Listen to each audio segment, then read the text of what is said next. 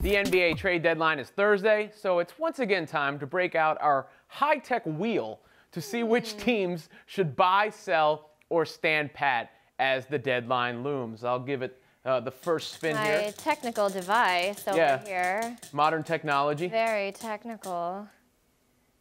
Okay, the Washington Wizards. Well, this one is interesting to me, I think, because they've been playing so well without John Wall, but there's no way that they're going to get rid of him. I do think they are more than one player away from contending in the East. I think they could use that third star, so I would like to see them be able to do that, but I don't know specifically who they could package together to make that move. You're right. They won't move John Wall, but they should. You know, this is a team Really? This is a team that can't get there. There's nothing they can do to get to championship level. While Wall still has value, he can be sold to another team as something, to bring in and sell to the fan base, a la Blake Griffin in Detroit. So I think that the best way for Washington to eventually get there is to consider trading John Wall, even if they won't. All right, let's see what's next on our high-tech device here. Each spin has so much drama.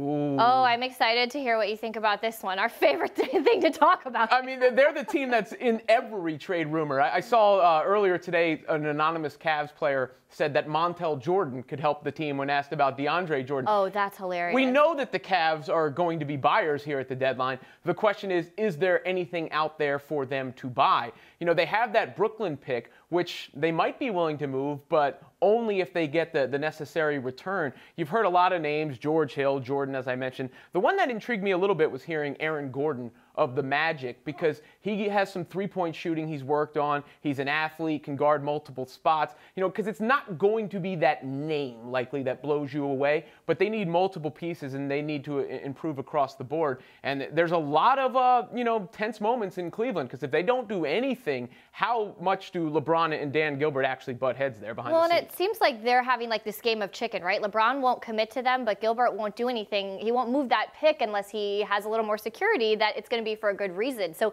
who do you think is in the right here? Who has more power? It's got to be LeBron, right? Well, I think ultimately LeBron has more power, but Dan Gilbert might think he has more power. That's been his problem this whole time. Maybe a little bit of misplaced arrogance considering his stature in the business world and that he owns the team. Look, every star in their walk year does the same thing. It's not like LeBron's the first guy to do this. We've talked about Dwight Howard. We've talked about Kevin Durant. We're talking about Paul George even this year. LeBron just happens to be the biggest name, and therefore it resonates the most. I would love to see LeBron walk into the office and say, I'm waiving my no trade clause. Let's get something done. But again, I don't think that'll happen. I would love to see them give him some help. Who do we got next? I thought we were going to get the Cavs again. Oh, I was going to say, well, I could definitely keep going about them. Okay, I like this one.